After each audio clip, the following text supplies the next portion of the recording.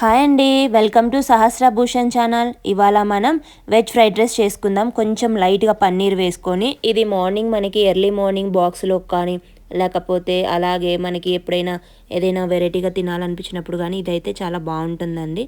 Quick and ఫాస్ట్గా ready అయిపోతుంది and అలాగే చాలా టేస్టీగా కూడా ఉంటుంది. ఒకసారి మీరు కూడా ఇలా ట్రై చేసి చూడండి, చాలా బాగుంటుంది. అండ్ ఫస్ట్ మనం దీనికి ఏం చేయాలంటే ఫస్ట్ పన్నీర్ చిన్న చిన్న ముక్కలుగా తీసుకొని దాన్ని ఫ్రై చేసుకున్నాను లైట్గా ఆయిల్లో. కొద్దిగా పన్నీర్ ఫ్రై చేసుకుంటేనే దాని టేస్ట్ బాగుంటుందండి. పచ్చిగా వేసుకుంటే అది బాగోదు. తర్వాత కొద్దిగా మనం బిర్యానీ ఐటమ్స్ ఉంటాయి కదా, అవన్నీ వేసుకొని ఫ్రై చేసుకోవాలి. ఆ తర్వాత ఆనియన్ అలాగే పచ్చిమిర్చి కూడా వేసుకొని ఫ్రై చేసుకుంటున్నాను. ఆనియన్ పచ్చిమిర్చి చీరికలుగా కట్ చేసుకోవాలండి. తర్వాత దీంట్లో కొద్దిగా చిన్న చిన్న పీసెస్ కింద కట్ చేసుకున్న క్యాబేజ్ కూడా వేసుకొని ఫ్రై చేసుకోవాలి. నేను క్యారెట్ కూడా వేసానండి దీంట్లో. మీకు ఇంకా వేరే పీస్ కానీ బీన్స్ కానీ నచ్చితే వేసుకోవచ్చు. నేనైతే క్యాబేజీ, ఆనియన్, పచ్చిమిర్చి అండ్ పన్నీరు, క్యారెట్ వరకు వేసుకొని ఫ్రై చేసుకుంటున్నాను. ఇది లైట్గా ఫ్రై చేసుకోవాలండి. ఇప్పుడు మనం మూత పెట్టేసుకొని దీన్ని మంచిగా ఫ్రై చేసుకోవాలి. ఫ్రైడ్ రైస్ కదా, ఎక్కువ మసాలా లేకుండా చిన్నపిల్లలు కూడా చిన్న చిన్న పీసెస్ కట్ చేస్తే వాళ్ళు కూడా ఈజీగా తింటారండి. మనం కిడ్స్ బాక్స్లో కూడా పెట్టుకోవచ్చు ఎర్లీ మార్నింగ్ అనేవి ఇది. అండ్ ఇది మూత పెట్టేశాను. ఇప్పుడు ఇది బాయిల్ అవుతుంది.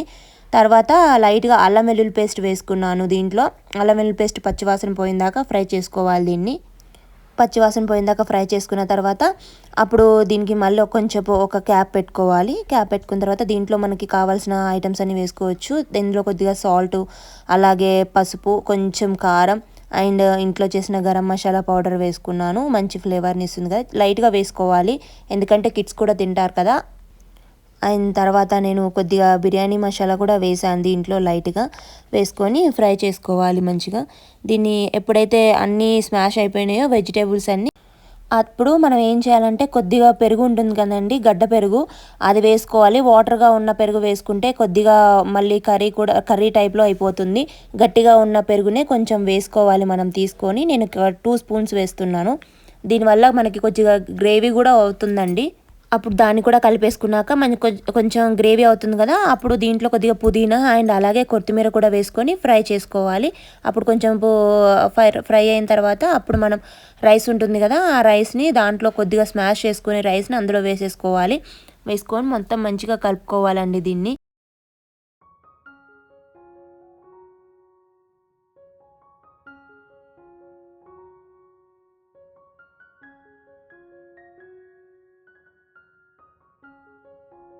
చూడండి అయిపోయింది ఇంకా రైస్ మొత్తం. దీన్ని మనం మిక్స్ చేసుకోవాలి. క్విక్ అండ్ చాలా ఫాస్ట్గా రెడీ అయిపోయింది. ఎర్లీ మార్నింగ్ మనకి ఈజీగా కూడా ఉంటుందండి బాక్సెస్ ప్రిపేర్ చేయడానికి. అంతేనండి. Thank you for watching.